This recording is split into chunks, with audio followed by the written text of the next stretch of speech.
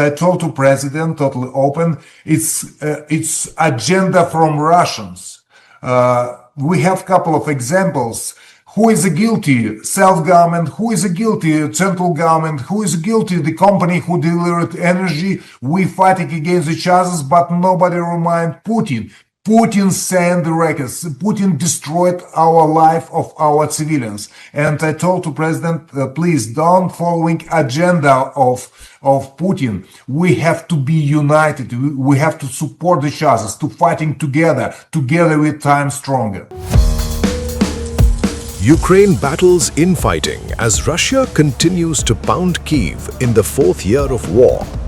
Kyiv Mayor Vitali Klitschko has revealed deep divisions and disagreements between himself and Ukrainian President Volodymyr Zelensky.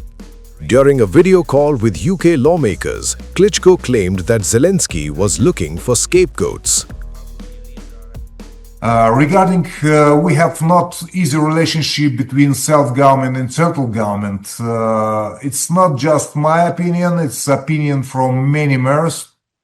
Take information from different sources, talk to another mayors. Don't believe me, talk to another. I'm more than sure you have exactly the same situation, same information. Regarding relationship, we understand to be president during the war, it's not easy. The president is busy, and I don't want to complain, but anyway, unity inside the country without political games make us much stronger. And the competition, political competition, or something what sometimes we have a lot of examples during the war, it's not soft to say, it's not smart. And that's why I told President criticize us. We was not good prepared for this case. I'm sorry, I'm not responsible for air defense. I'm sorry, we do it everything what we can. And I told the president totally open, it's agenda from Russians. We have a couple of examples. Who is guilty? Self-government. Who is guilty? Central government. Who is guilty? The company who delivered energy. We fighting against each other, but nobody remind Putin.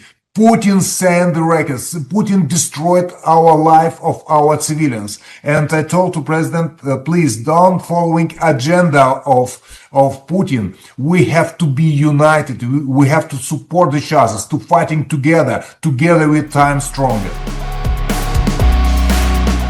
Klitschko's remarks have put Zelensky on a spot as the Ukrainian army battles mass desertions and an uninterrupted Russian assault, despite US-brokered negotiations. Last year, Ukraine was rocked by a $100 million corruption scandal, forcing Zelensky to fire his chief of staff, Andrei Yermak. Klitschko's revelation comes at a time when Ukraine's war machine is finding it difficult to fight the Russian military.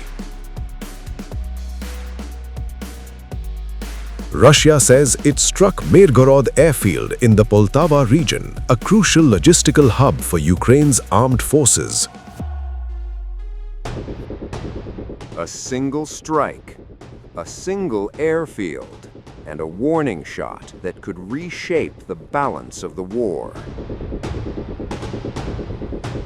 In central Ukraine, flames rose into the night sky as explosions tore through a key military airfield, and the message from Moscow was unmistakable. Russia says it has struck Mirgorod airfield in the Poltava region, a crucial logistical hub for Ukraine's armed forces. According to Russian military sources and underground coordinators, the strike hit at the worst possible moment. A transport aircraft had just arrived. Its cargo, weapons for the Ukrainian military. Moments later, impact. Local residents reported multiple explosions. Thick black smoke billowed over the airfield, visible from miles away. Emergency lights flickered against the darkness as the site burned. This was not a random target. Myrhorod is no ordinary airstrip. It is one of Ukraine's most important logistical arteries, a central node connecting weapons deliveries, aircraft operations, drone deployments, and frontline supply chains. And that is exactly why this strike matters. According to Sergei Lebedev, a pro-Russian underground in Mykolaiv, the airfield functions as a landing site for military transport planes, a temporary storage point for weapons and components, and a backup base for tactical aircraft and drones. In other words, it is a lifeline. Smash the airfield, and you choke the flow. Military analysts have long warned that Ukraine's ability to fight depends not only on troops at the front, but on the infrastructure behind them. Runways, depots, fuel lines, and repair hubs that keep the war machine alive. Take those out, and the front begins to starve. Russian officials say the strike was precise, part of a broader campaign targeting military infrastructure after what Moscow describes as Ukrainian attacks on civilian targets.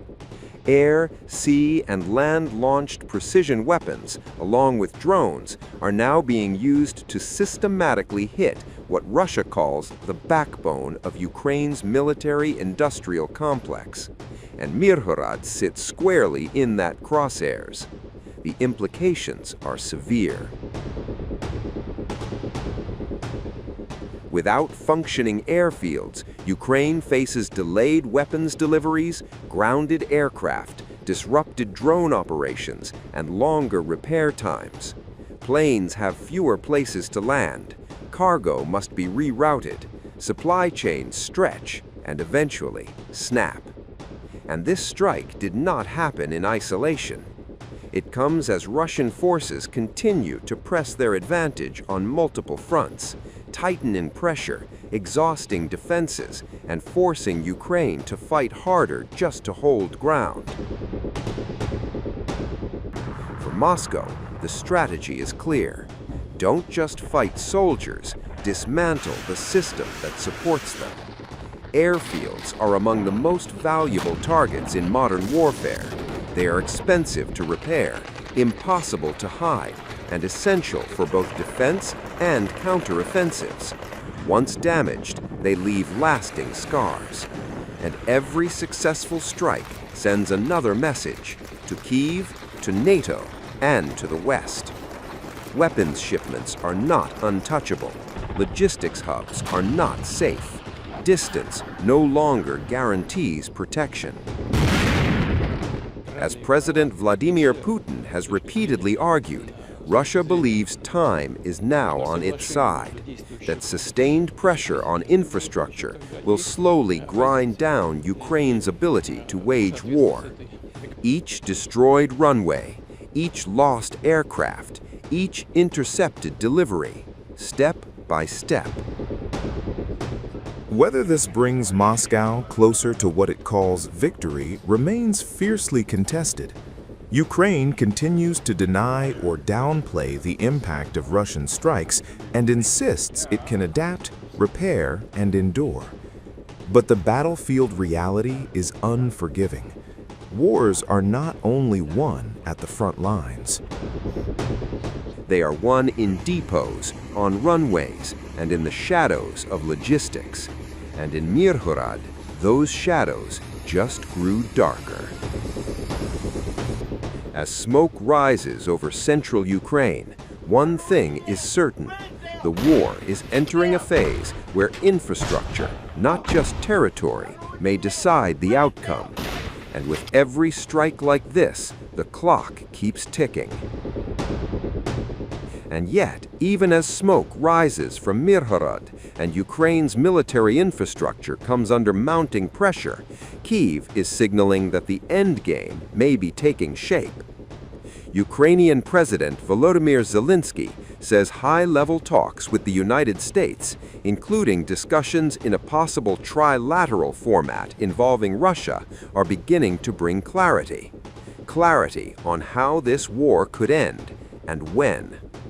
As missiles strike airfields and supply lines are tested, diplomacy is now moving in parallel with the battlefield, hinting that decisions made in closed rooms may soon prove as decisive as those made under fire.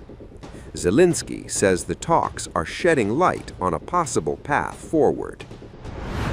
Ще одне, була детальна розмова з нашою переговорною групою після перемовин як з американцями, так і в тристоронньому форматі з росіянами. Я вважаю, що кожна зустріч важлива. Кожна зустріч додає ясності, як і коли війна може справді закінчитись. Для України і взагалі для надійності домовленостей принципово, щоб були гарантії безпеки, щоб Росія не повернулася в Україну з третім вторгненням. Працюємо зараз над документами, з якими хлопці повернулись. Також над графіком подальших дій, подальших зустрічей, кроків.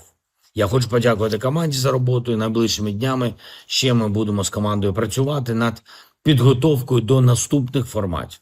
Я буду інформувати і наших партнерів в Європі про те, що на столі і які є перспективи.